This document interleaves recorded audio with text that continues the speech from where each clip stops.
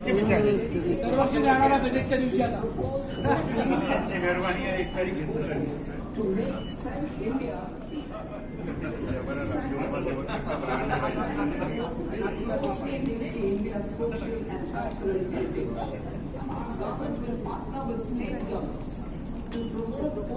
सब लोग बड़े स्वाभिमान के साथ देख रहे हैं कि मोदी जी ने जो देश को दिशा दी, उनके मंत्रिमंडल ने जो अपने कार्य की प्रस्तुति पूरे देश। माननीय प्रधानमंत्री नरेंद्र भाई मोदी जी ने पूरे देश में आर्थिक विचार जन जन तक पहुंचे, इस विषय को लेकर एक नियोजन किया है। कल अर्थात 2 से 10 तक 2 फरवरी से 10 फरवरी तक पूरे भारतवर्ष में अलग अलग चर्चा सत्र हो, अलग अलग गोष्ठियां हो, जिनमें उस सेक्टर के लिए इस बजट में क्या विशेषता दी गई है उस पर चर्चा हो। उसमें व्यापारियों ने अलग अलग एसोसिएशंस के माध्यम से, कारण व्यापारी सेक्टर बहुत बड़ा है और अलग अलग सेक्टर के लिए अलग अलग उपाय योजनाएं इस बजट के माध्यम से माननीय प्रधानमंत्री जी ने आपके समक्ष रखी है।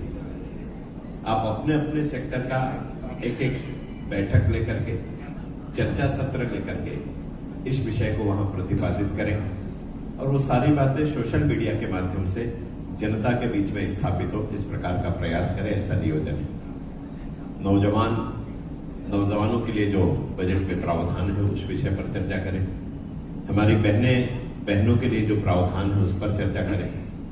विशेषकर आने वाला कार्यकाल आईटी सेक्टर का है, इसलिए आईटी सेक्टर के लिए बहुत ज्यादा नियोजन इस बजट में है, उस पर भी चर्चा करें।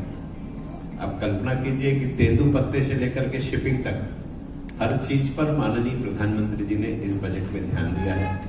विशेषकर कृषि पर, कृषि उत्पादन पर, कृषि क्षेत्र में नई फसलों पर प्राथमिकता देकर के उसकी किस प्रकार से हमने पैदावार बढ़ाना, हर चीज का विशेष नियोजन है।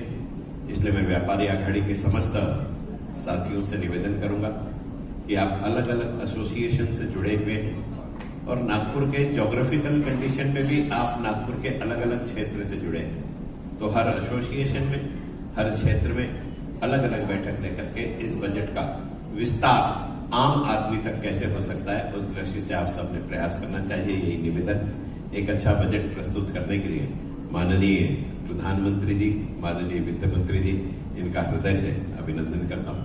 भारत माता की। And would thereby get immunity from prosecution. For category B, asset value is proposed to be up to 5 crore rupees. Here, immunity from both penalty and prosecution will be available with a payment of fee of 1 lakh rupees. Rationalizing penalty and prosecution. Multiplicity of proceedings are hindrance to the ease of doing business. I propose to integrate assessment and penalty proceedings by way of a common order for both. There will be no interest liability on the taxpayer on the penalty amount for the period of appeal before the first appellate authority, irrespective of the outcome of appeal process. Further, quantum of prepayment is being reduced from 20% to 10% and will continue to be calculated only on core tax demand. As an addition, ये budget देश के सामने दिया है। वैसे तो आम budget जनता के हित में है। इस देश में 2047 का लक्ष्य रखा है भारत सरकार ने कि ये 2047 में जब भारत को 100 साल पूरे हो जाएंगे तो इस देश का भारत का क्या लक्ष्य रहना चाहिए और भारत किस स्टेज पे जाना चाहिए, इसको मद्देनजर रखते हुए हर चीज का विषय और विचार उन्होंने